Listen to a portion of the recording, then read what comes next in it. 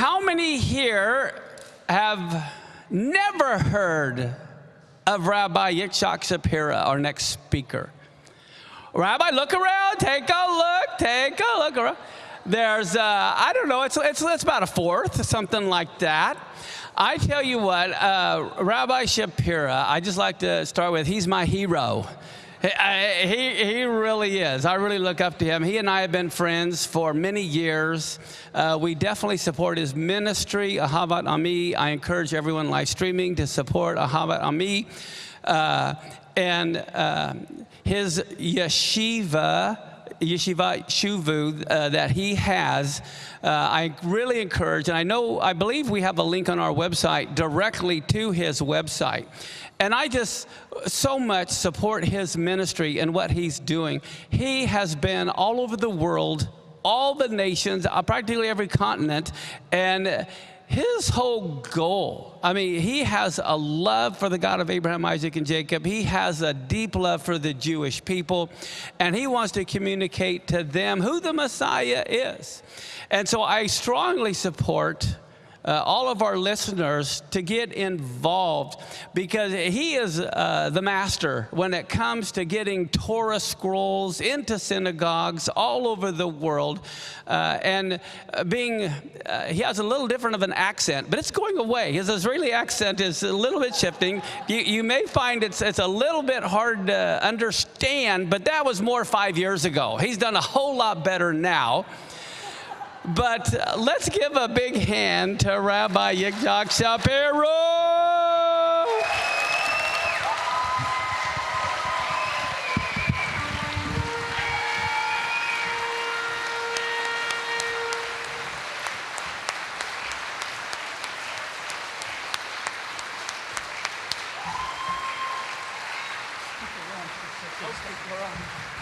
Hallelujah. Shabbat Shalom, everybody. Who's ready to talk prophecy? Who is ready to live prophecy? I want to take a moment and share with you before we start. I asked Pastor Mark to stick around on the stage for just a moment. Do you mind bringing my PowerPoint up, if you don't mind? And we're going to talk about a very important topic today. But before I'm talking about this topic, I want to tell you what's happening right now in Zion. I want you to get really excited for a moment. In the book of Acts, chapter 21, when the Apostle Paul is returning to Jerusalem and he's speaking to the council, he's sharing, there is a discussion there, and they said, you see, how many, not thousands, tens of thousands, the Greek said, believe, and they're all zealous for the Torah. You know, it's happened. We used to have Jewish people who loved Yeshua and loved the Torah. As you know, as an organization, we began this revival in Israel where we want to see not just the nations being rectified, but guess what? We as Messianic Jewish believers also need to be rectified. We want to be holding in one hand to Yeshua and singing the song of Moses at the same time. So pay attention to this. This is very important. We began this revival, a series of events that we done one, the very first Ethiopian Messianic Jewish synagogue to receive a Torah in Haifa. And it was amazing because we had opposition. But the second the Torah was going forward, all the people who opposed us just move aside. When people see the Torah going forward, nobody will stand before God. Do you understand what I'm telling you that? The next place we went is we did the same thing in Jerusalem. Then we stood in Jerusalem and we said, Baruch Abba, can we say it together right now? Baruch Abba B'Shem Adonai. Welcome in the name of the Lord. We said that and we welcome Yeshua while we held the Torah. You know what happened the very next day? The very next day, God really working pretty quick, I would say. The very next day, Trump announced that the embassy will be moving. We need to understand this is all part of God's plan. God is on the move right now because the people of God are on the move with God. We're not waiting on God to move. It is God waiting on us to move. Amen? Well, I want to share this with you.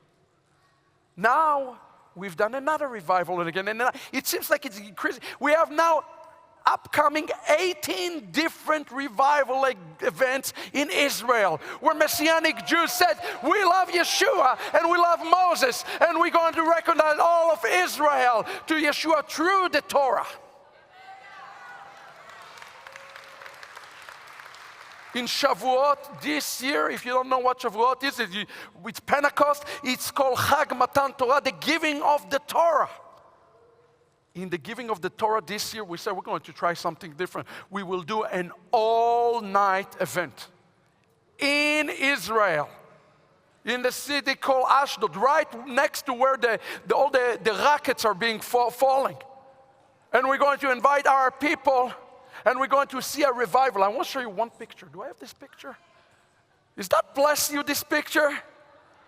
Those are not Orthodox Jews, friends. Those are Messianic Jewish believers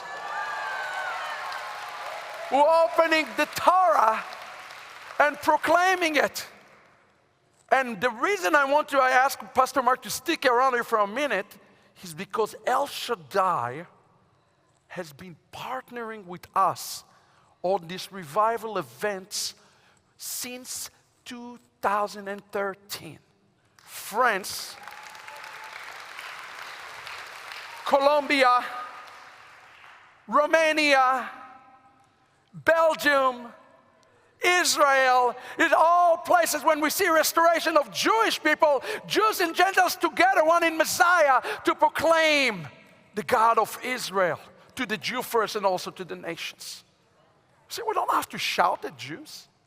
All what you have to do is open the Torah and say, He's right there. Just read the Bible. And I am telling you today, Pastor Mark didn't ask me to do this, by the way, and I'm taking the time of the message because I think this is important. The work that is done through El Shaddai affecting Zion in ways you cannot imagine. We're having another revival coming up in Simchat Torah, in Sukkot, the giving of the Torah. We'll do another revival in Ashkelon. So those of you who are watching online or are here, when I had $100,000, I just, wow, that's a lot of money. I'm always calculating this. Wow, that's a lot of Torahs. Guess what? El Shaddai continued to pour into those projects. And Pastor Belts does not even announce it because he knows the sensitivity of what we are doing.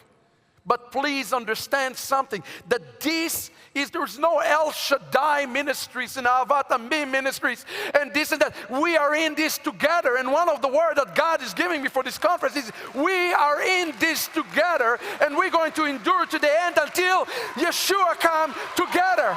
We will win together. We will win together for Yeshua. Amen? So I bless Pastor Mark and El Shaddai. I want to give you a gift. This is considered as a first fruit. We did a printing of the Return of the Kosher Pig in Russian. Praise be to God. This is the alpha copy. This is from the very first batch. I saved one copy to hand to Pastor Mark. As you see, Russian is a lovely language. 300 words in English is 600 pages in the Russian language. I want to tell you what happened through this thing. We did a printing of 3,500 copies. Ran out. We did another 3,000 copies. Ran out. Our people are interested. They are reading, they are interested. They are not interested in Jesus Christ, but they sure would love to hear about Yeshua HaMashiach, who love his own people very much.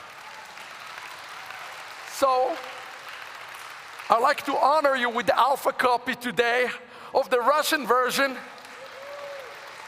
in your free time. Yes.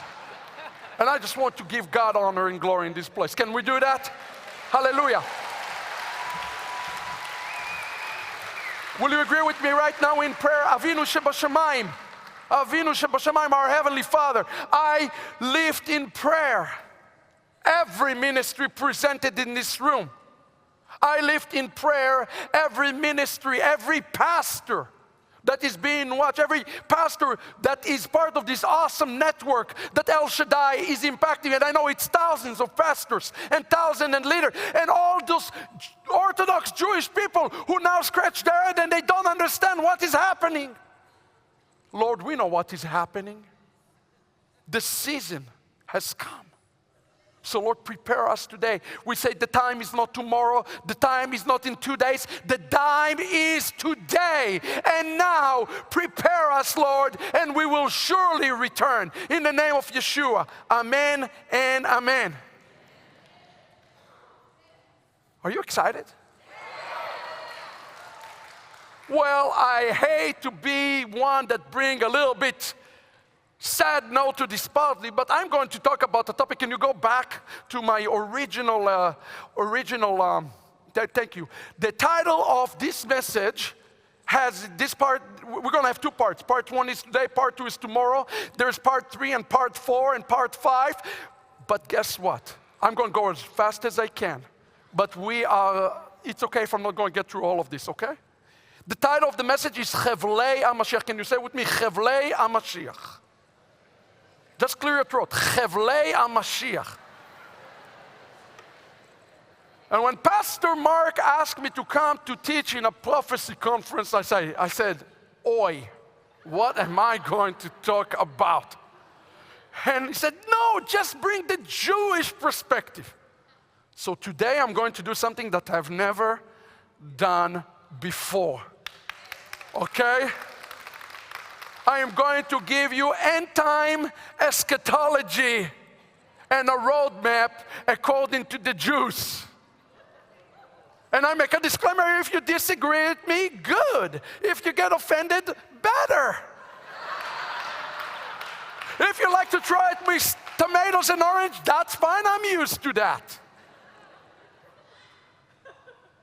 And you know, I sat and had lunch with Pastor Mark, and I'm like, my goodness, this guy looked at my notes.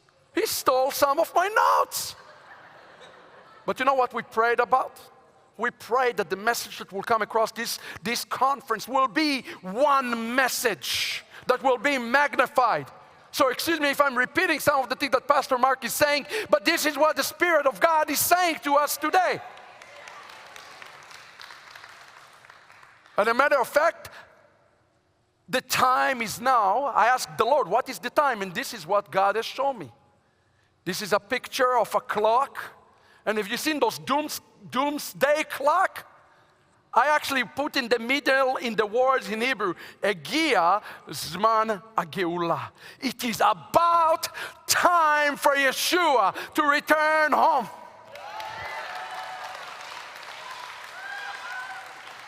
You know, in any peace process, right, when we talk about peace process, what do we usually hear about? Roadmap for peace, right? Let me tell you something. There's only one roadmap for peace. It's through the Prince of Peace, the Sar Shalom. He is the ultimate answer. What I want to do with you today is I want to paint for you a complete roadmap for peace through Jewish eyesight, so you understand where we are. So let's understand, first of all, the times we are in. If we don't understand the time we're in, we cannot understand what we need to do to get to the next step. This week has been a very sad week and a very happy week. This is usually a very Jewish thing. Being very sad at the beginning, be very happy in the end, right? We love to go from fasting to feasting. It's a Jewish thing. If you don't know it, this week has been Tisha B'Av, the 9th of Av. It's actually fall on a Shabbat, but during the Shabbat we don't fast, so we fasted on Sunday. And I got to tell you, it was so amazing to me to see an Orthodox rabbi here with you. And I looked at him and said, I cannot figure this out. All those Christians mourning for the temple, what is going on here? Do you understand that this is prophetic? Do you understand that this is part of the fullness of the Gentiles? You are fulfilling a prophecy right now. You are identified with the Jewish people. You are developing our heart of fruit, and that's what God wants from you in these last days. But wait a second, there is more. There is more. Yes, it's great. God is doing something in Seattle, but what about Zion? I don't know how many of you noticed what happened in Israel in the end of the 9th of Av. Please pay attention to the things that are happening in the physical in Israel. In the physical, things are going to start happening in the physical that are signs from the heaven. You hear what I'm telling you? At the end of the 9th of Av, a day where hundreds of thousands of Jews mourning not just the destruction of the first temple, but the destruction of the second temple and the merit of other calamities, something different happened this year. I want you to pay attention. Jill, do you have the first video for us? I want you to pay attention. This is in the Kotel, the Western Wall, we call it the Kotel. In the end of the 9th of Av, I want you to notice what took place. Let's play this video.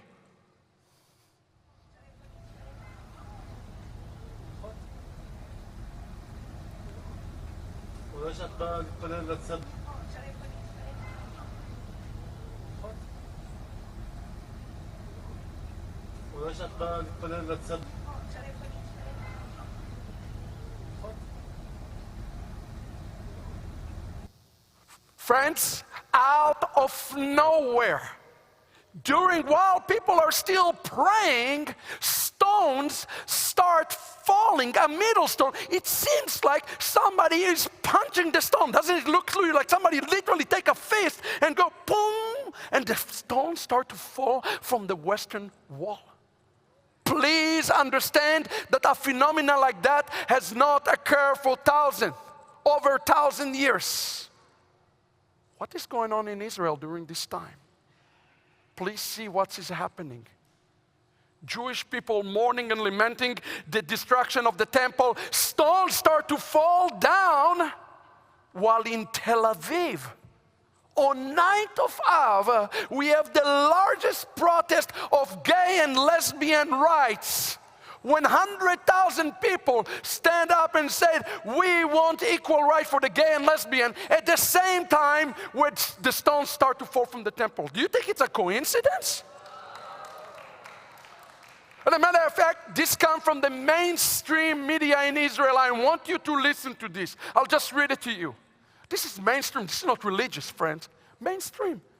The source of this is Ynet. This is the premier source. Rabbi Samuel Rabinovich, who is the head rabbi at the Western Wall, told Israel Ynet news portal, this is an exceptional and a rare event that has not happened for decades. The fact that such a powerful event took place after the fast of the 9th of Av, at the exit, in which we mourning the destruction of our temples, raises question and demands soul searching. You think? Hello? What kind of questions do you think? What do you think God is trying to tell us here? Hello? Are you with me? But wait, there's a little bit more. Rabbi Rabinovich continue. He says, Rabbi Rabinovich also noted the danger of such collapses, which next time could occur when even more people are praying in the world, resulting in a great tragedy. I think we have bigger things to worry about coming up. Are you following what I'm saying to you? The section of the Western Wall where the stone fell has been closed for the time being to allow archaeologists and engineers to examine the damage and the potential for the future collapses. Here is what I want you to pay attention to, the last statement.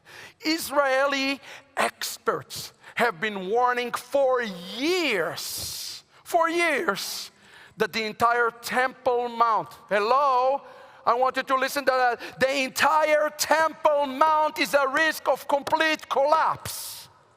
And in need for urgent attention on structural engineering. I don't care which engineer you're going to come. If Mashiach is going to establish his house there, he is going to demolish everything. We have a big problem today. Don't worry. Yeshua is about to remove the ground, level the ground, and establish his house, his holy temple right there.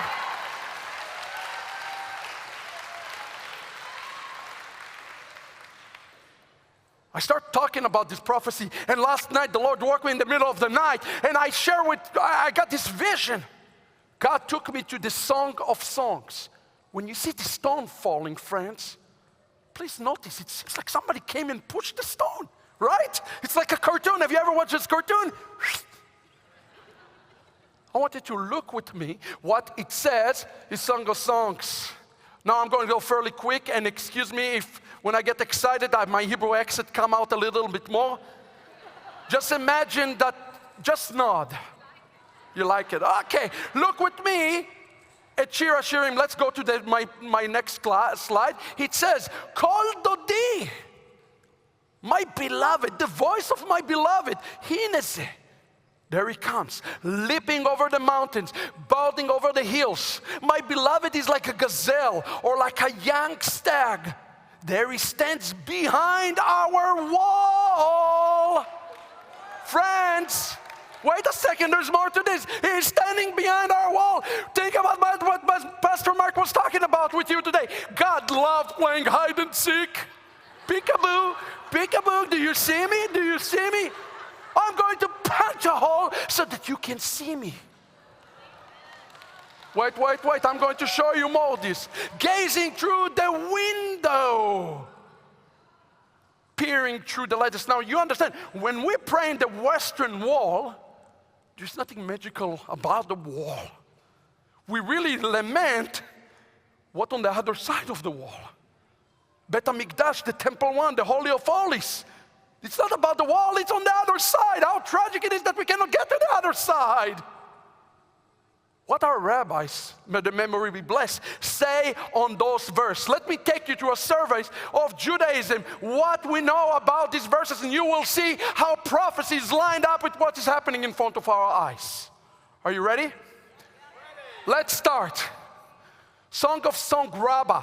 It says, just as a gazelle leaped from mountains to mountain, and from valley to valley, from tree to tree, and from thicket to thicket, and from fence to fence, so is the Holy One, blessed be He, leaped from Egypt to the Red Sea, and from the Red Sea to Sinai, and from Sinai He leaped for the future redemption. In Egypt they saw Him, it says, for I will go through the land of Egypt. At the Red Sea they saw Him, as it says, and Israel saw the great tent. This is God making a hole because He is about to leap and visit His people Israel. Please understand that. He is getting ready. The rabbis acknowledge to us here that this is a messianic verse that speaks about the future redemption of the house of Israel. But let's continue and notice something else about this verse. The verse he mentioned two animals, right? It's mentioned here. The gazelle or a young stag. They say that the reason that he's going to appear as a gazelle or a young stag, because he's talking about the two appearances of the Messiah. The first coming and the second. Friends, research it. This is Judaism. But wait, there is more. He is appearing as a tzvi. The Hebrew word, let's learn together a little bit Hebrew. Can you say with me, tzvi? Tzvi means a gazelle, okay? And the question is, why he is appearing as a gazelle? Now here in the Northwest, Pastor Mark, do you have a lot of gazelles and those kind of animals running around? You have like Bambis. Those are not exactly. And you notice something about those animals. We don't have those in Israel, like a bambies, but we see them. You see them, and then they disappear. You see them, and then they disappear. There is something important for us to understand. And here the rabbis write to us in Numbers, Rabbah, and they say the following. As the gazelle appear and then disappear, so is the first redeemers. This is amazing. He appears and then he disappears. Rabbi Bachia said in the name of Rabbi Levi, like the first redeemer, so will be the final redeemer. He will be like Moses. He will appear, he then disappear. Hello? He's making a little hole because he's about to appear again. Who is excited with me? He's about to reveal himself. I'm excited about this. Now, if I can go back to the text, sorry, we're going to learn a little Hebrew together. Can you see the text again? Am I on the text? I cannot see the screen, hopefully. Now, look at me for a second. It says in English, my beloved is like a gazelle or like a young stag. And then he said, there he stands behind our wall. I want you to pay attention to those words. This is something, a revelation from the Mighty One of Israel. Our wall. First of all, why is the word our is in the text? Which wall does he talking about?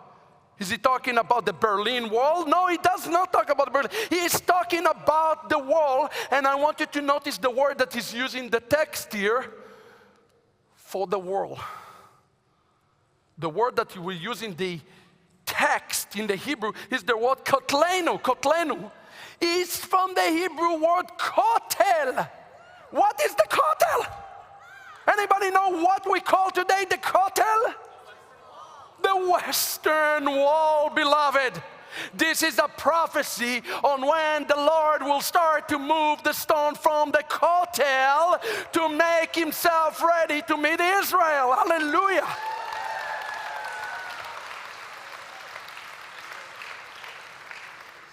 He's about to, listen, I know it's going to sound scary to you, but you're going to mark what I'm telling you now. The Kotel will be removed. It's going to have a sign that says, closed for renovation. Signed by management King Mashiach. Listen, we either believe it or don't. And as a matter of fact, listen, this is again, that's why we need to study with our sages, because they ran the race, but they don't know who's on the other side. Well, that's okay. They got everything right. They know the renovation is coming. They know he's going to reveal himself. Now, the question that you need to ask yourself, why is he punched this hole? What's the purpose behind it? This is significant. The rabbis here come and tell us the following, and I quote, they say, he stand behind the Kotel. Now you know it's talking about the Western Wall. The wall of Sinai as it is standing. In the third day, the Lord came down. The rabbis are here saying something important. That the reason he's punching the hole, because he's about to bring another Mount Sinai experience upon the house of Israel. Let me say it again. Another Mount Sinai experience upon our Jewish people. He is about to meet the nation of Israel. And he's now making the hole because he's about to reveal himself.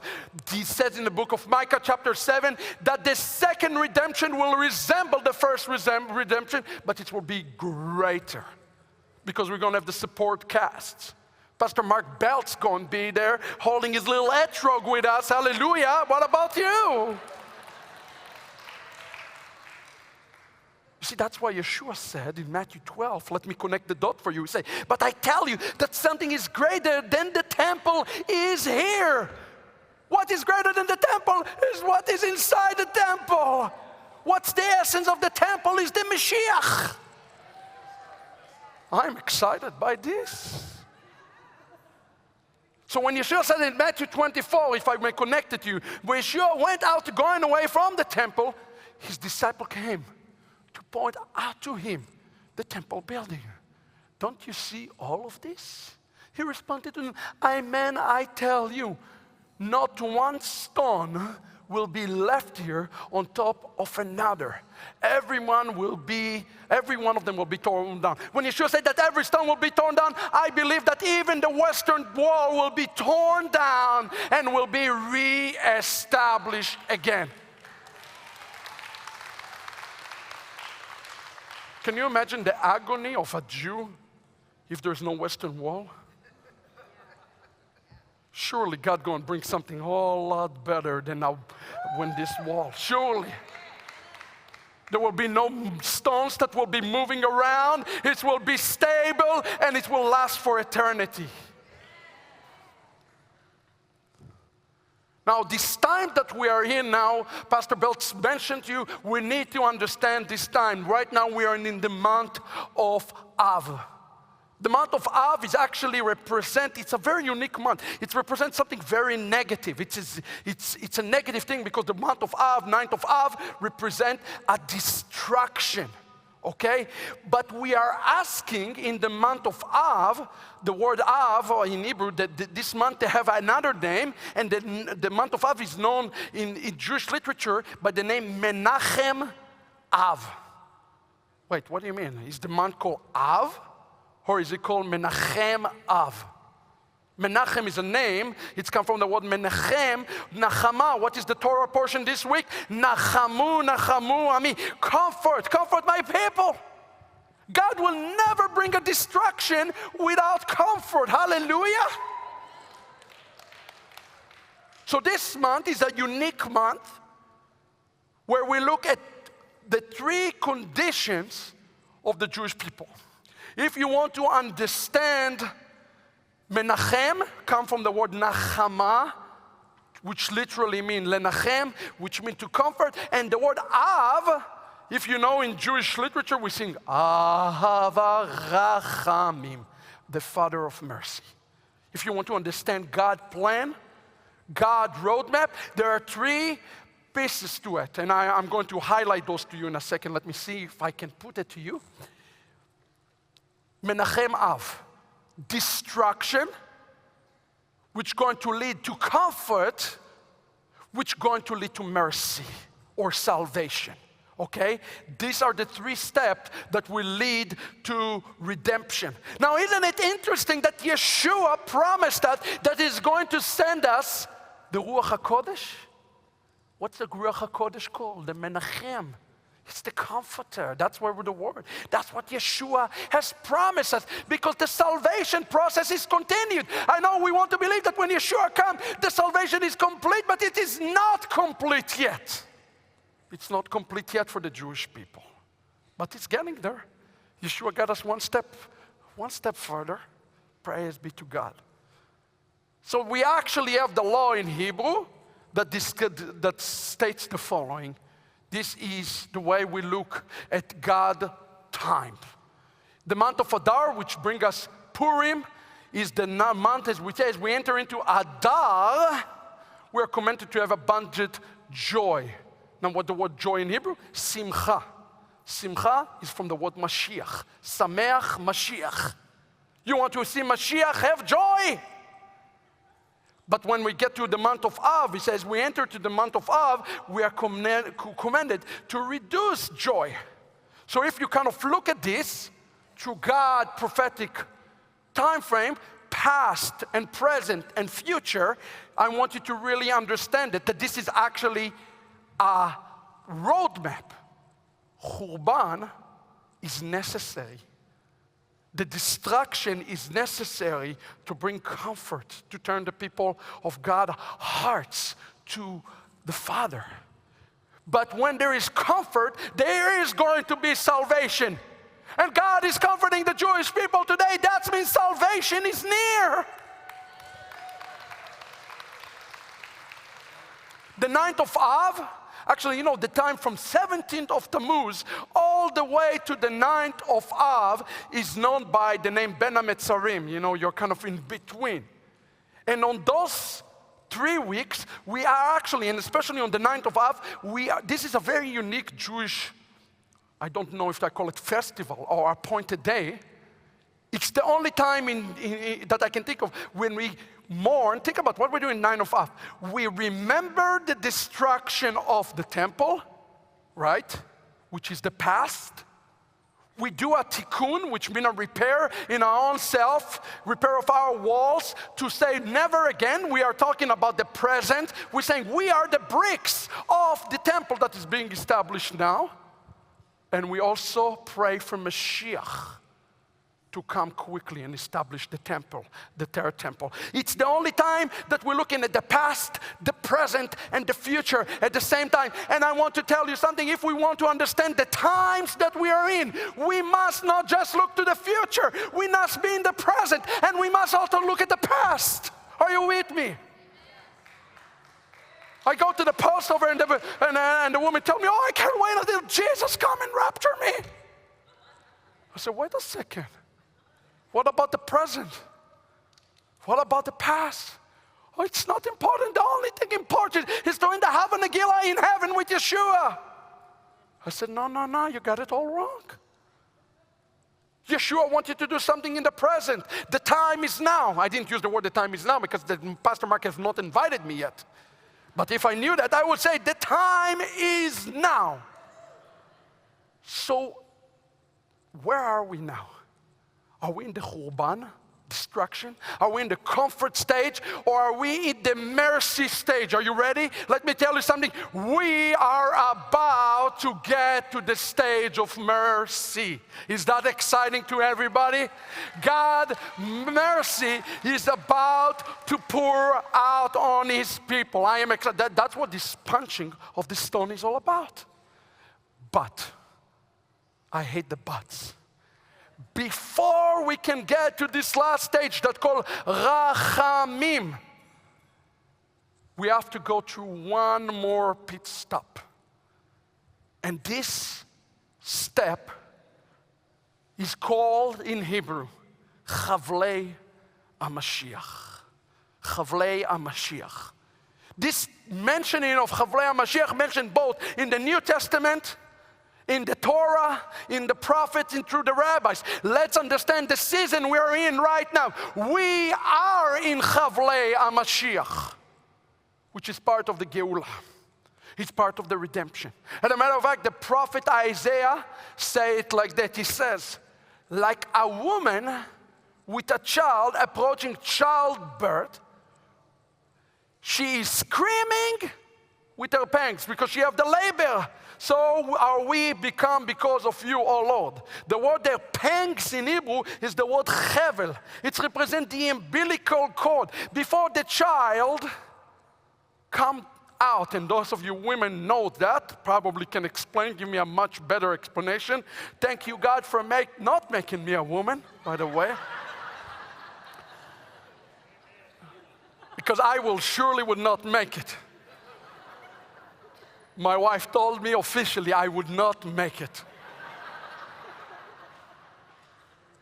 But this time, before the baby is born, before the Jewish people will be a time of chavalim, a time that the umbilical cord is pushed to the max. And you say, push harder. Now here's I have really, really good news for you. Does that sound pleasant? Does that sound pleasant to anybody here? It's not sound pleasant to me. What I want to talk to you about today, and especially tomorrow, is how we can make this labor time shorter. Let me tell you good news. We can make this labor time shorter. God has given us the tool to take this labor time and make it shorter or longer. That is a function of what we're going to do as we're going to learn with me. But let's understand what is Chaveli HaMashiach time going to look like. Is it mentioned in other places in the text? Well, certainly Yeshua spoke about this in Matthew 24. He says, Yeshua answered to them, be careful that no one lead you astray. For many come in my name saying, I am the Mashiach, and will lead many astray. But look at the next one. You will hear of wars and rumors of wars. How many times we hear rumors of wars today? Open the news. There is a rumor of war any day in the news. Hello? See that you are not alarmed, for this must happen, but it's yet the end. For nation will rise against nation, and kingdom against kingdom, and there will be famine and earthquake in various places. But all these things are only the beginning of, look at Yeshua language. Look at Yeshua language. This is the beginning of Chaveli HaMashiach. If you think you are not going to be here for Chaveli HaMashiach, get ready for the ride, because it's going to be a bumpy one.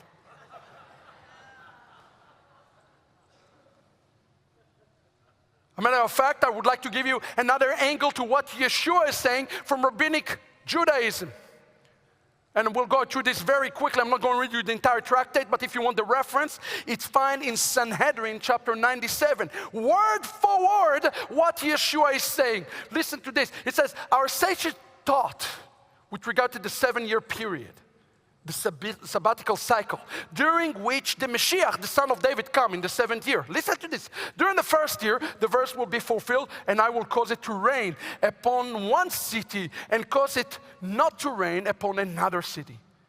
During the 2nd year of that period, arrows of famine will be shot, indicate that there will be famine only for certain places. During the 3rd year, there will be a great famine, and men, women, children, the pious and the men of action will die, and the Torah will be forgotten. You understand today that the fact that we uphold the Torah, we combat what Satan doing in the world during this last day. This is an anti-ministry, friends.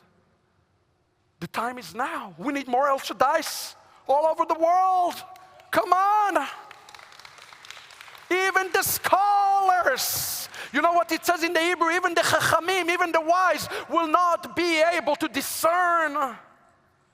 I met with a rabbi the other day, Orthodox rabbi, and he says to me, I want you to know one thing. He said to me, we Jews are orphans today. I said, what do you mean we are orphans? He said, you take the smartest rabbi today, the genius rabbi of a generation, and you put him against the Tanaic rabbis, Rabbi Akiva, or any of them. We are like, we don't even get there. Every generation, the scholarship and understanding of Torah has been declining. We are robbed even as rabbis. This is an Orthodox rabbi telling me this. During the 4th year, there will be plenty, but not great plenty. During the 5th year, there will be great plenty, and they will eat and drink and rejoice, and the Torah will return to those who study this. A little nachama, a little comfort. During the 6th year, heavenly voices will be heard. But listen to the Shabbat. The Shabbat, when Mashiach come. During the Shabbat, wars, the war of Gog and Magog, will be waged involving the Jewish people. During the year after the conclusion of the sabbatical year, Mashiach ben David will come. He is coming.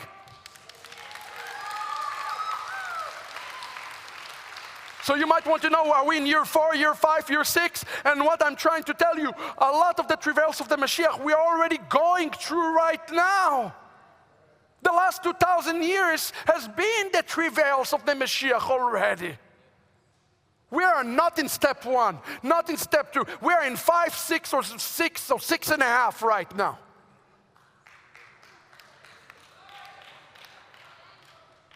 And as a matter of fact, just to give you a note, from Sanhedrin 96 to 98, this is the Jewish understanding of 8 times. 3 tractates. Look at how the rabbis continue. They say, I don't want to be there when Mashiach comes. They kind of wanted a rapture of some sort. They say, get me out of there. I don't want to be here. It's going to be rough. Listen to this. It says, Sanhedrin 98, the next page. It's amazing. Rabbi Ula said, let the Mashiach come, but after my death. Why did he say it? Let the Mashiach come after my death. So I will not see him. Why not? As I feel the suffering that will precede his coming. Likewise, Rabbah said, let the Mashiach come, but after my death, so that I will not see him. Rabbi Yosef said, listen to this, let the Messiah come, and I will be privileged to sit in the shadow of his donkey excrement. I think I pronounced it right, but I know you know what it means. I don't need to tell you. I am willing to undergo all the pain and disgrace associated with his arrival. My question to you, who are you like today? Are you saying, I want to be raptured, I want to be raptured? Or are you saying, I'm willing to go through all the pains and disgrace associated with his arrival? What are you choosing today? I am choosing today in the name of Yeshua to go through the pain and suffering for behalf of my people so that he will be coming soon. What about you? Please understand something. Yeshua went through the same thing. You're not going through something Yeshua did not went through. We identified with the Mashiach. And through identification of the Mashiach, we can take one of those 7 legs, we can lengthen them or we shorten them. And a matter of fact, the very first chief rabbi in Israel, Ashkenazi, anybody know who he was? He was a great rabbi. His name was Rabbi Kook, C-O-O-K. Doesn't sound very Jewish, but he was Jewish. Rabbi Kook was a Kohen Kook, and Rabbi Kook was a Zionist rabbi. And as a matter of fact, he said the connection between Israel returning to the land going to bring those travails to end faster. Now, the rabbi continued to speak and explain when the travails of Mashiach started. When do you think that the travails of Mashiach started? All what you need to do is open the prayer book and understand when the travail of Messiah started.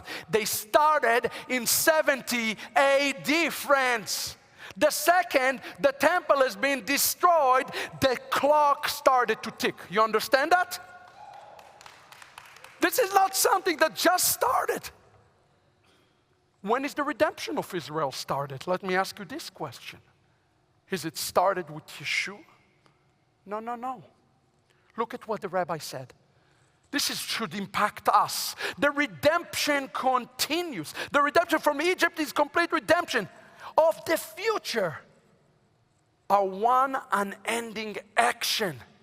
The action of the strong hand and outstretched arm, which began in Egypt and works through all eventualities. Moses and Elijah are redeemers in a single redemption.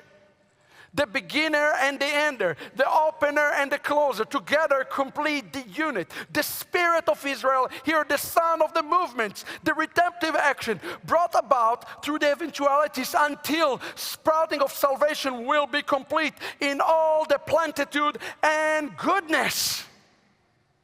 In essence, what he's saying is, the redemption has been going on for a long time. The redemption of Israel started on Mount Sinai. And I know today we go to the New Testament and say, oh, we have now a new salvation. No. Salvation is continuous, friends. It's one salvation story. And this story have chapter 1 and chapter 2 and chapter 3 and chapter 4. But it is one salvation. And please understand how blessed are we to live in a generation who is going to see the final chapter being written and closed today.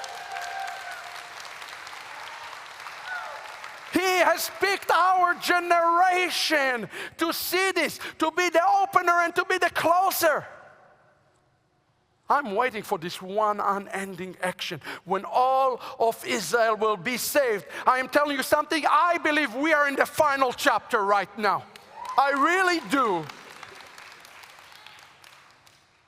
The question in the mind of the believers in the last days is, how do we close the last chapter?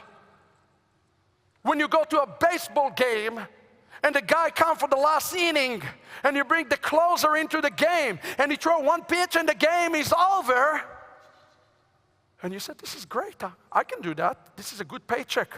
I throw one pitch and I get the same paycheck. Please understand something. Our Jewish people labor for 2,000 years. Can you imagine what the Jewish people went through to preserve the Torah? Think think about the travails, inquisitions, and pogrom, and holocausts. Guess what? They went through the travails of the Mashiach. Can you imagine things many worse than what they went through? That this generation, our generation now, is receiving the benefit for all the travails and all what they went through, so we can carry the future Geulah. I am telling you today, you and I are carrying a great weight and a great burden on our shoulder to see the completion of this story. And the question I have for you, are you willing to receive this mission? If you choose to accept it, this message will be distracted in 30 seconds. Are you willing to do this? Are we willing to be the generation that closed the final episode, the final chapter? This is my challenge to you today, because I'm saying exactly what Pastor Mark is saying. The time is now. So how do we do it? Please understand this. We're in Chaveli HaMashiach. It's before the Geulah, it's the last thing. You know where we find the answer to this? In the Torah. In the Torah. As a matter of fact, there was a great rabbi by the name of Nachmanides. Anybody heard about Nachmanides? He also known by the name Ramban, the Ramban. He's one of the big three rabbis. And Nachmanides says, when you read the Torah, he said there is one rule for understanding Torah. One rule. Follow this rule. Are you ready? Let's learn Hebrew together. Say with me, Maaseh, Avot, Siman, Labanim. The work of our fathers, Abraham, Isaac, and Jacob, is the sign for the last generation. That's it. You want to know how to bring the world, because remember, the Geulah started with Abraham already. Here, chapter 1. So if you want to learn something, go to chapter 1. Learn from chapter 1. That's why we need the Torah. If you don't make something new, go back to the beginning and learn from the beginning. So let's look if we can learn from the Torah how to close the chapter. Let's look at the story of Yaakov and Esau for a moment. It says in the book of Genesis, verse that you are probably familiar with. It says, but the children struggle in her womb. And she said, if so, why do I exist? She went to inquire of the Lord. Now, I want you to pay attention to something here. The word in Hebrew, the struggle, have a negative connotation. We always think about Esau as the bad guy and Yaakov as the good guy, right? It's a natural thing. I want you today to think about this text in another way. The word itrotetsu means rats. It does not really mean struggle. It comes from the word rats, ratson. Okay, the word to rats is meant to run. It's almost like say, and they ran at each other. The children ran at each other. That's where you get the idea of struggle.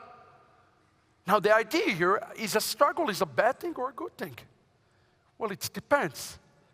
In Jewish law, it says that any struggle for the sake of heaven is actually a wonderful thing to do. If you fight with your brother and you do it for the sake of heaven, it's a great thing to do. The Midrash explained to us that really what's happening in the womb, they are fighting for heaven. They're fighting. Esau and Yaakov are fighting.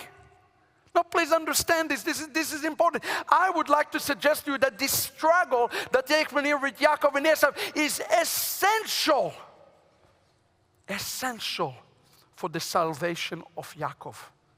Oh yeah. And it is essential for the salvation of Esau too. Oh, yes, indeed. Now, please understand something, that in Judaism, when you say the name Esau, if you flip the letter, you get the name Yeshua. Esau, known as Edom. Edom is Christianity. Esau is a picture of Christianity, and Yaakov, his name was changed to Israel, is a picture of the Jewish people. You're seeing here the struggle between Judaism and Christianity. Wow. Our rabbi said it for 2,000 years, friends. But here is the thing. I'm going to make this point blank to you. Yaakov need Esau. And as you're going to see in a minute, Esau need Yaakov. It is the truth. They cannot be all that they need to be in the eyes of God and to complete the task that God is giving them unless the two complete each other.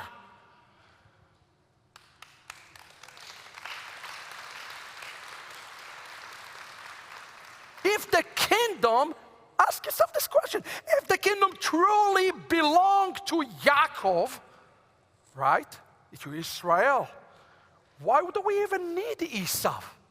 Forget Esau. Why did God brought Esau to the world? Why do we need it? Here you go. Why? The answer given us a few verses later. V'acharei ken, and again in the Hebrew, the rabbi said when you see the term acharei ken, they say acharei related to the acharit, in the last days. This is the rabbi say, prophecy alert, prophecy alert, prophecy, last days. And after this, v'acharei ken, his brother emerged, holding to the heel of Esau. And they named him Yaakov. Yitzchak was 60 years old when they were born. Now I want you to notice something. He grabbed to the heel of his brother. What is the word in Hebrew for heel? The Hebrew word for heel is the word Akev, which is the name of Jacob minus one letter, the Yod. Okay? He is grabbing to his brother and he is born because of his brother. Let me tell you something. The Jewish people will be born again because of Esau. God is going to use Christianity to have the Jewish people becoming born again. I really, truly believe that.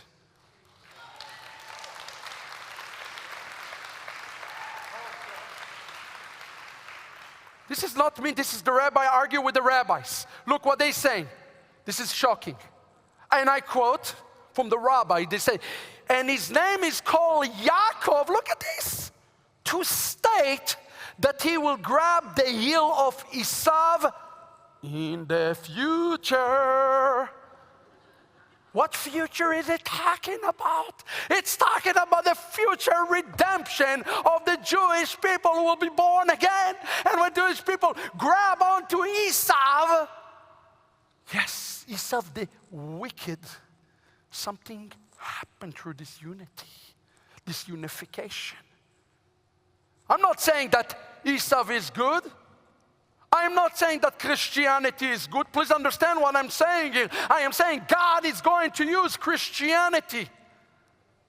Or can I say the remnant among the church to bring a new birth to Yaakov? Yes, hallelujah. He will. And that's pretty much everybody in the room here.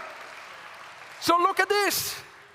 Here is what the rabbis explained to us. This is a little bit playing Hebrew. I hope you don't mind. We're playing a little Hebrew game. I hope Dr. Ben Gigi is not here. Oh, yeah. When he born, he is grabbing the heel, Akev. His name should be Akev, but his name is end up Yaakov.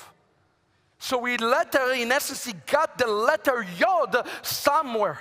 And the rabbi asked the question, where did Yaakov got the letter Yod from? How did Yaakov really become Yaakov? And here's the answer. He grabbed the letter Yod from Esau's name. And the letter Esau, which have a Yod to it, went up to Yaakov. And Yaakov became Yaakov because he grabbed something that belonged to Esau. And thus he was born again.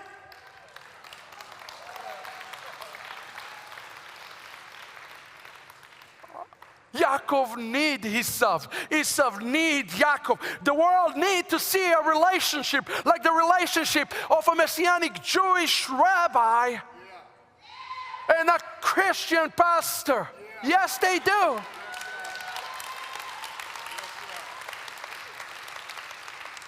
Look, I am a Messianic Jew, and a lot of time I talk to people about El Shaddai. I said, no, we don't like them. I said, why not? They're a friend of the Orthodox. And the problem is, they're a friend of the Orthodox. And I asked, what is the problem? He said, well, if they're a friend of the Orthodox, they're not going to be friend with us Messianic. But let me tell you something. If you are a friend, look, I am a Jew. I'm like you, I'm Esav too. Whether or not I like it or not, when I take the name of Yeshua, I become Esav. We all become Esav. It's true, he's a wicked to our people today. But when you friend Yaakov, you allow the Jewish people to be born again. And that is the final step in the Geulah and the redemption of people. I say, hallelujah! Hallelujah! May you have an Orthodox rabbi here every Shabbat. Hallelujah! And a matter of fact, this is the roadmap for the last chapter. Look what Shaul is saying. Verse you're familiar with. I say they did not stumble so that they will fall. Did they? May it never be. He's talking about the Jews. But by their false step, salvation has come to the Gentiles to provoke Israel to jealousy. You want to know why Esau was coming out again? So he will help Yaakov. Sadly, most of the Christian world wants Yaakov to stay in the womb. So instead of helping him when he's grabbing the heel, they're squandering him. It's true. Thanks God that there are some among Esau who let Yaakov actually grab the heel and come out of the womb from the travail of the Mashiach. This is the travail of the Mashiach, friends. That's it. I think Pastor Mark ready to get up here and give now a message. Hallelujah. Now I wanted to notice that now if their transgression leads to the riches of the world and their loss riches for the Gentile, then how much more their fullness? We always talk about the fullness of the Gentiles, the fullness. Yes, there is a fullness of the Gentiles, but according to Rav Shaul, Apostle Paul, Romans 11, there is also a fullness to the Jews. And a Jew is not full without Yeshua. It is true. That's what I'm trying to tell you. The Jewish people do need Mashiach.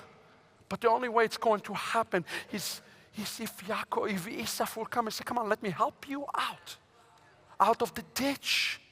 As a matter of fact, later on, Paul saying, the same chapter, for I do not want you, brothers and sisters, to be ignorant of this mystery, lest you be wise in your own eyes, that the partial hardening has become upon Israel until the fullness of the Gentiles.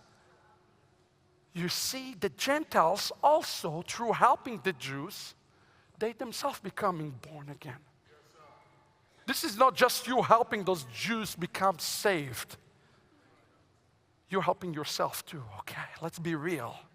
Because you are joining yourself back to Yaakov. And by this, you're being grafted into Yaakov. This is the mystery here. So this roadmap to Geulah, or this mystery that Shaul speak about, related to the fact that somehow Yaakov cannot be Yaakov without the help of Esau. It's stunning. And Esau cannot have the weakness removed from him without Yaakov. Wow, wow, wow. Oh. I want to talk for a moment about the lacking of Yaakov. Friends, I'm mentoring now for 30 days of the month of Elul that is called Slichot. And that's a really pretty depressing time. I must tell you, we're asking sorry God every day in million ways. You know, at the end of the day, you feel pretty bad about things. I want to show you one of the slichot prayer that we actually pray. So you understand why Yaakov need the youth from Esav. Are you ready? Again, Esav today is with the Christians. We know that. This is a fact. Look at this, and I pull it for you. Again, I hope Dr. Ben Gigi is not here. But I did the best to translate it. When a Jew feels a certain void, this is a prayer for the 9th day of Elul. Every Jew in the world will say it. Okay, 30 days. Remember, 30 days of repentance. When a certain Jew feel a void, and even if he calculates that he is not worthy, there is a commandment from the Torah to ask God to fill his void. Every Jew today is in emptiness. Why? The greatest void of the Jewish people are that we are still in exile. Double darkness since the Messiah yet to arrive. Do you realize that every practicing Jew in the world acknowledge that we are empty? And wait a second, we're praying this in Israel? We're not in exile. Oh, yes, we are. Because the rabbis explained that 70 AD, when the temple has been destroyed, all the Shekinah has left Jerusalem. And they're just kind of like a little, fairy dust now. That's it. How awesome it is that God punched a hole now and is getting ready to establish so that the glory will return.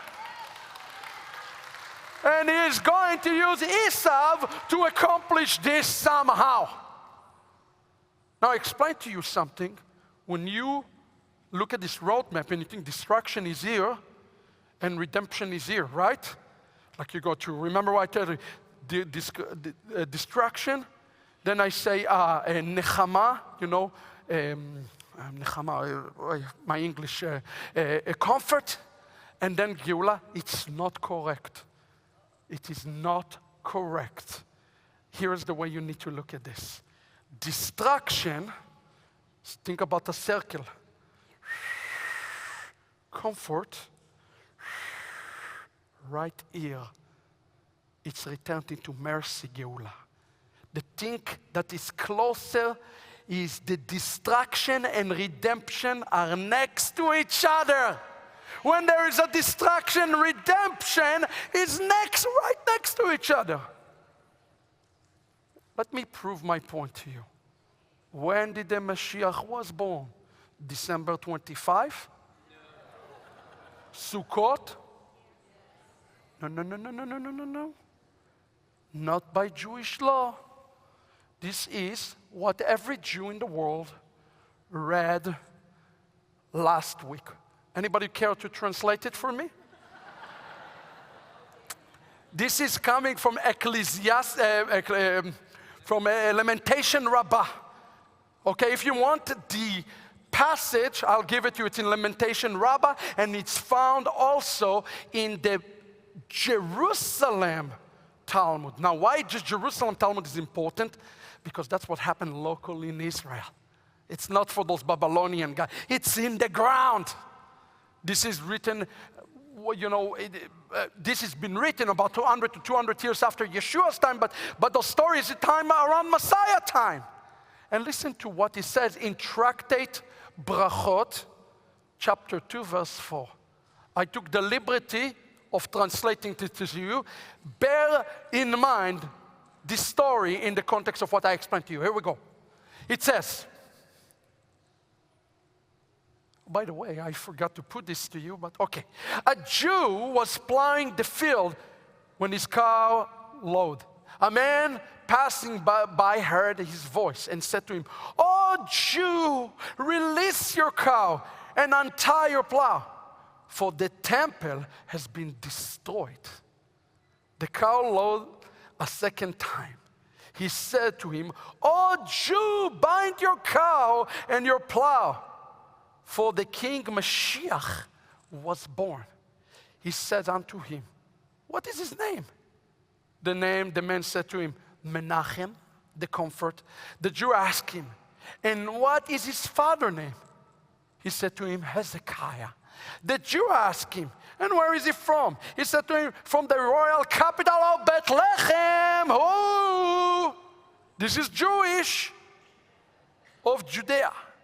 The Jew sold his cow and his plow and became a merchant of diapers and for babies. He moved from town to town until he came to the town, Bethlehem. How interesting that they use Bethlehem in the story.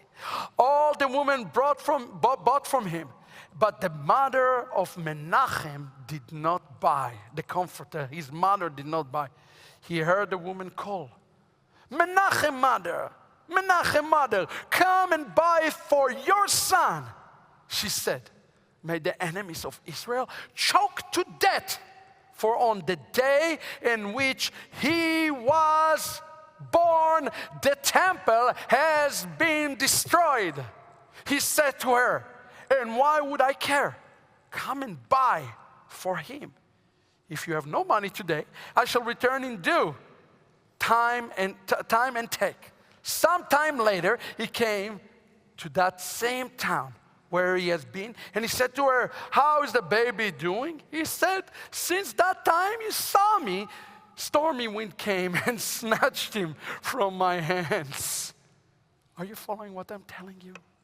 The day the destruction came is the day the redemption started. When Mashiach was born by Jewish tradition, on the 9th of Av. The day the temple has been destroyed, something greater had to replace it. Hello, did Yeshua say that? Do you think Yeshua made it up? He did not make it up. That's why in another version of the story, it simply says, the very day that the temple has been destroyed, Menachem, the comforter, the Messiah, was born. Please understand that the Geulah, the final chapter of the Geulah of Israel, already started 2,000 years ago. The Geulah has already began 2,000 years ago. We're in the very end of this. The Geulah, like we learned from Rabbi Cook, did not just started when we turn on the light switch. Okay, the Geulah is not something you come, I'm putting it in a microwave. 1 second. Bing! That's not Geulah. Geulah is something that is simmering over time. It's been simmering over time now for 2,000 years, and we are at the end of this. And if we put the Geulah in context, and it continues, Chaveli HaMashiach, it's kind of like when the fire kind of going a little bit hotter. The soup is almost ready. That's what's happening right now. It's been already boiling for 2,000 years, friends. You notice it seems to you right now that things are happening a little bit faster pace in the world. Even technology, you notice how things are happening. It seem like time moving faster right now? To anybody here? It is because we're in the final stage, Chaveli HaMashiach. Now, these travails must come before the Geulah is complete. And the question that we must ask ourselves today, this is the most important question. Can we make this fire maybe go down a little bit, but have the Geulah come faster? And then can we supernaturally make the vegetable all gooey and good and ready now? I want Mashiach now. I don't want him tomorrow. I want him today. Can we do anything about this? And the answer of this is yes. I'm about to tell you how in a second. But before of that, I would like to show you a 2-minute interview. In the end of 9th of Av, we had an Orthodox rabbi that met with me. And we became friends. And he agreed to come to talk about the issue of redemption and the birth of the Messiah on the 9th of Av live in our program. By the way, we'll make it available to all of you free of charge. If you want this, just download our mobile app, Ahavat Ammi. It's available, the full thing. But this is such an amazing 2 minutes that I want you to listen to Rabbi Gil. Remember, Rabbi Gil is not a Messianic. He's an Orthodox rabbi, okay? And he is here discussing this final simmering phase Let's play the next video if you have it. Jill, do you have it? To hasten the I know. I know. What can they Everybody wants to prompt the redemption. Exactly. That will be right now. But unfortunately, we don't have instant Geula. Nothing is instant. People like to have everything instant. Instant banking, instant food, instant of everything. And that's what people in the 21st century think about. I want everything instantly. Geula, faith, redemption, and everything that goes with this, it cannot be instantly. The only way is going to be through Ahavat Israel, within Am Israel, Ahavat HaOlam, et Am Israel. Amen. It started this year with recognition of Yerushalayim, Ir HaKodesh, by United States, which is the leading force in the world. And hopefully, I pray to God each and every day that other nations throughout, doesn't matter if you are in Asia, Africa, they will recognize that with our people and their people, they will understand that that is part of the redemption. It will be through Yeshua. That's what you said. It's fine. That's what I believe. Yes. I'm saying. Amazing. I cannot believe it. It can be in any way that people will be able to express their faith, but to express it freely. And if you do it in that way, the Geula will come.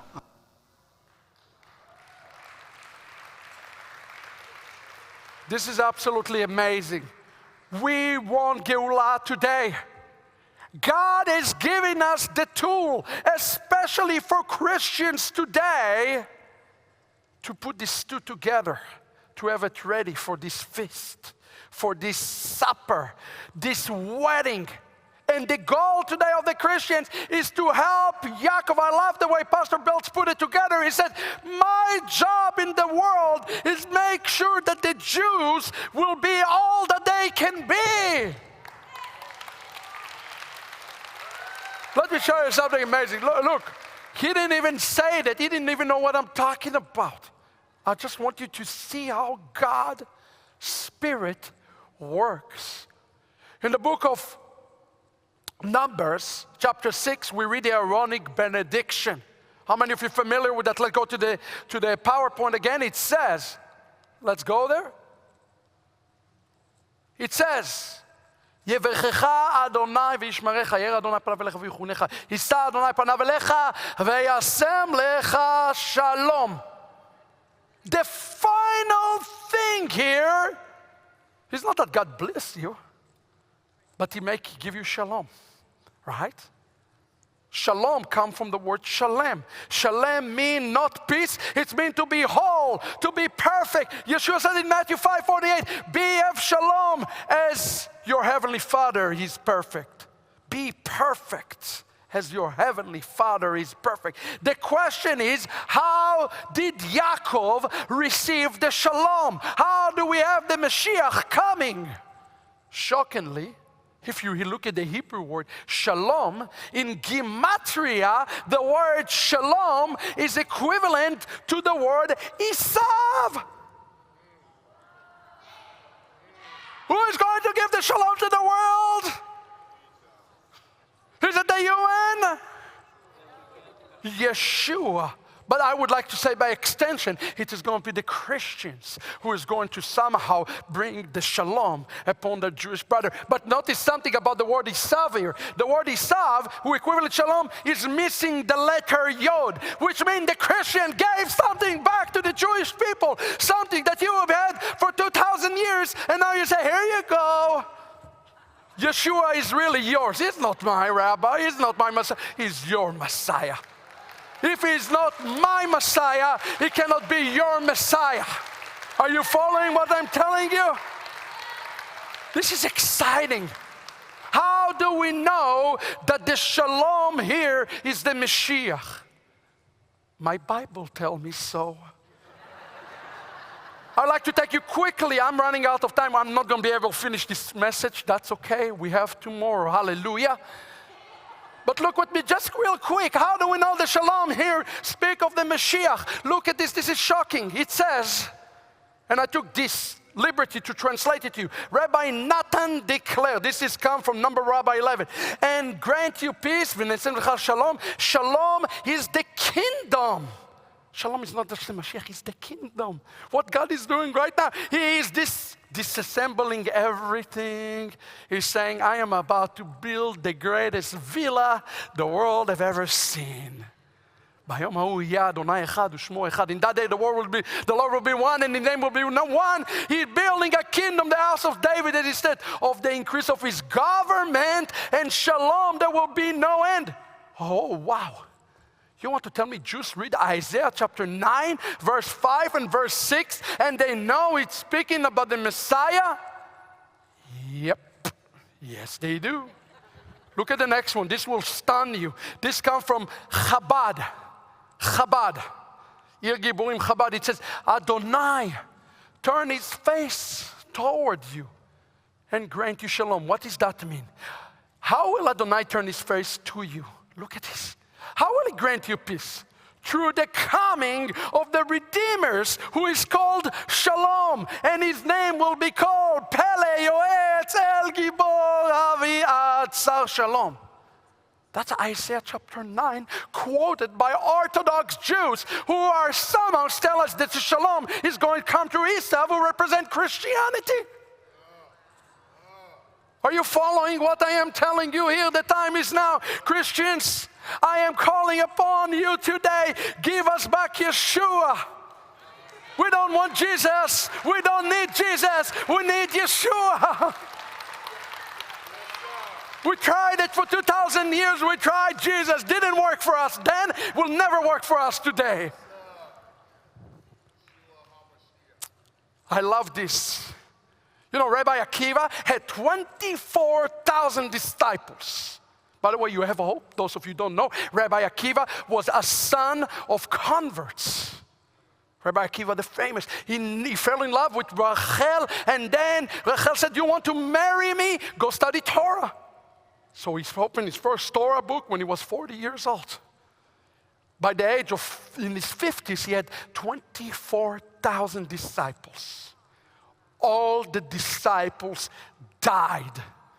You know why? Not because Rabbi Akiva was bad, because they did not honor one another. And I sense that Yaakov and Esau have to learn to honor one another. We must learn to establish a culture of honor. Yes, there's a little competition, but that's okay. I always scratch my head. Can be frank with you for a second? I have 6 minutes. I'm going to use them wisely. When I see Pastor Mark, I can't figure the guy. Like, wait a second. This guy was not raised in Judaism. Here he's like a Hebrew, here in Torah. I'm like, okay, I'm going to listen for a while. Does it make sense? Okay. Yeah, it actually makes sense. It's scaring me. I said, wait a second. He's not Jewish. How can it be? So I came to him in 2014, and I said, come on. Are you going to Rabbi Google or Rabbi YouTube? And he told me, let me tell you the secret. This is a good secret. He says, I'm a kid, and I go to a candy store, and I just feel like a kid in the candy store when I study Torah, because I do it for the sake of the Jewish people. I do it because of my love to them. And that's my only motivation in this. There's no pride, there's no arrogance. And you see it coming across in the teaching. I hope you all see that. And that is the spirit of the living one of Israel. So now that he explained himself, I'm like, okay, you are Esau. I am Esau to my brother, but for you, I'm still Yaakov. I have an identity crisis. Praise. Well, actually, it's true. Us Messianic Jews have an identity crisis. Oh, you can, and then that's why so many Jews become psychologists, anyways. But the point of the matter is, I tell you something. Those disciples were not honoring each other. And because they did not honor each other, they all died. Only 5 survived. The 5 that honor, out of 24,000. And one of them, whose name was Rabbi Yossi from the Galilee, the Galilean. Another one's name was Rabbi Shimon Bar Yochai, who later on authored the Zohar, if you heard about the Zohar. Those are the 5. I would like to kind of in conclusion, show you what Rabbi Yossi said about this particular word shalom, who is referring to. He says the following, and I conclude with this. Rabbi Yossi stated, the name of the Messiah is Shalom, as it stated, as he called, Everlasting Father, Prince of Peace. Rabbi Yeshua responds, great is the Shalom, as the nation of Israel is called Shalom. Israel going to be called by the name of the Messiah. And a matter of fact, if you ever read in Jeremiah chapter 23, it says that the name of the Messiah will be called Adonai Tzidkenu. The Lord is our righteousness. The rabbi said that the Mashiach come 3 will be called by this name. Adonai Tzidkenu. The Messiah, Jerusalem, and the righteous. They will have the DNA of the Messiah. And here the rabbi is saying to us, the nation of Israel, call shalom, it will be called shalom. Rabbi Yossi stated, great is the shalom. When King Messiah revealed himself to Israel, he will bring shalom. As it stated, how beautiful are the mountains of the feet of the messenger who bring the good news. You today called. You know what the time is now for? You are called to bring good news. And the good news to Zion is, hey, God is not done with you. He just poke a hole in the Western wall. It means that God is alive. God is moving. He is about to remove the veil and show himself. And by the way, I am some guy from the nations. And I want to tell you what his name is. His name is Yeshua. Because he will save, he redeem his people. We have had him long enough. So here you go, Jewish people. We love you. We support you. We'll die for you. We'll fight for you. But one thing I want you to be sure. If Yeshua is not your Messiah, he's not going to be my Messiah. Amen? Hallelujah. Hallelujah. Let's stand up. Let's pray for. I have 1 minute. Hallelujah. Okay, hallelujah. Absolutely, Pastor Mark. And I must apologize for finishing only half of the message, but it's okay. We have something to look forward to more.